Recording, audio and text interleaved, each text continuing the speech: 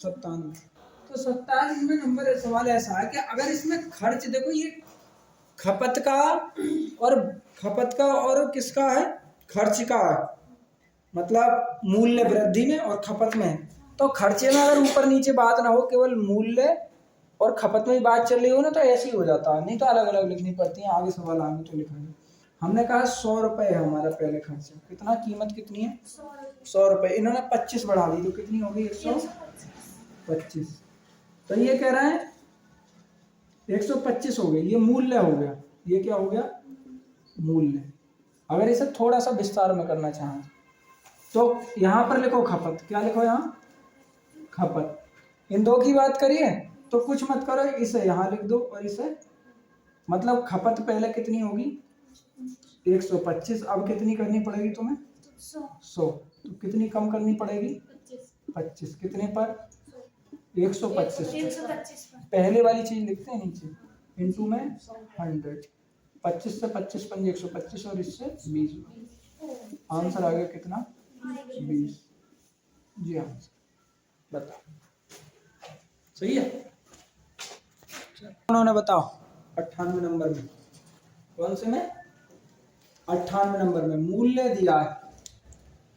तो मूल्य पहले अगर 100 रुपए है तो फिर बाद में 10% की कमी हो जाती है, 90 हो जाता है। कितना हो जाता है 90। तो ये उल्टा, ये ऊपर लिख दो 90, खपत पहले 90 होगी, अब कितनी होगी 100, कितनी बढ़ गई बताओ 10, कितने पर 90 पर, इंटू 100।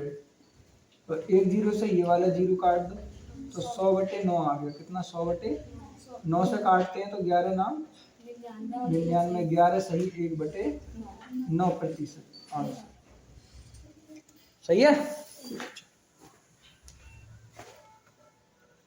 देखो ये सवाल जो है ना, ये थोड़ा सा अलग है।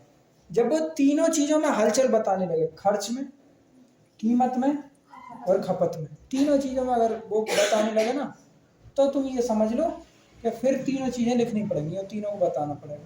उसने इस सवाल में बोला कि जल कर में 20% की वृद्धि कर दी और खपत में 20 की कमी, तो मद में कितने प्रतिशत की कमी या वृद्धि होगी। अब देखो, हाँ ये बड़ा आसान सवाल है, इसे ऐसे करेंगे ही नहीं, वैसे इसे ऐसे भी कर लेंगे, लेकिन मैंने बताया कि 20% की पहले वृद्धि कर रहे हैं और फिर 20 की क्या कर रहे हैं बताओ कमी।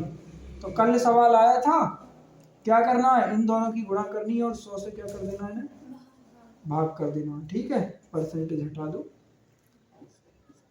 तो 2 जीरो से 2 जीरो और 2 दूनी 4% की क्या होगी कमी हो, क्या होगी ओवरऑल, यही आंसर है इसका, यही क्या आंसर। अब इसे करते हैं ऊपर वाले से।